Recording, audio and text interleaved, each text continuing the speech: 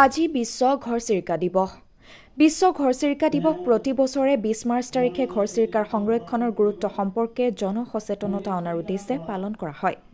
সেই উদ্দেশ্যে আজি ICAR-AINP অন ভাৰ্টেব্ৰেট পেষ্ট মেনেজমেণ্টৰ মাণ্ডলিক গৱেষণা কেন্দ্ৰ, অসম কৃষি বিশ্ববিদ্যালয়ে আজি বিহপুৰীয়াৰ ৰামধেনু যুৱ সংঘ আৰু চমুৱা গাঁও ৰাইজৰ সহযোগত চমুৱা গাঁৱত থকা নিক্ৰা প্ৰশিক্ষণ কেন্দ্ৰৰ প্ৰেক্ষাগৃহত উদযাপন কৰে। উক্ত অনুষ্ঠানত লখিমপুৰ কৃষি গৱেষণা কেন্দ্ৰৰ ডক্টৰ প্ৰবাল শইকীয়া, শিক্ষাবিদ ডক্টৰ প্ৰবীণ শইকীয়া, বিজ্ঞানী doctor Nipen Gogoi, caste cultivator Jitumoni Nath আৰু বহুতো গণ্যমান্য ব্যক্তি উপস্থিত থাকে।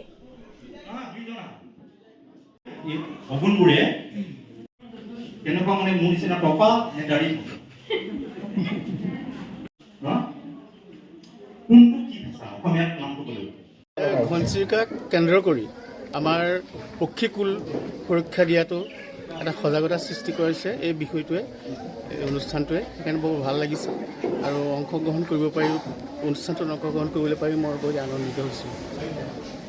আৰু কেনেধৰণে সংৰক্ষণ কৰিব লাগে বিশ্বৰ ঘৰচিৰিকাসমূহ?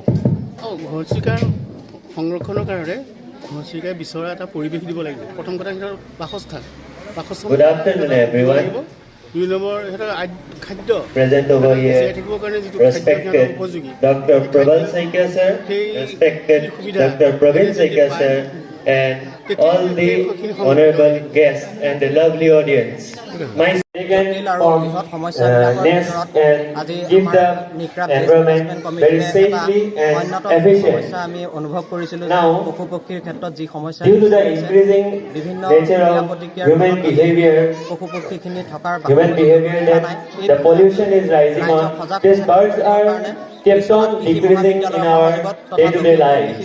But this is not a very great thing that when a bird is born, the parents thought that they will be on a great path to success. But when these birds are thrown from their nest,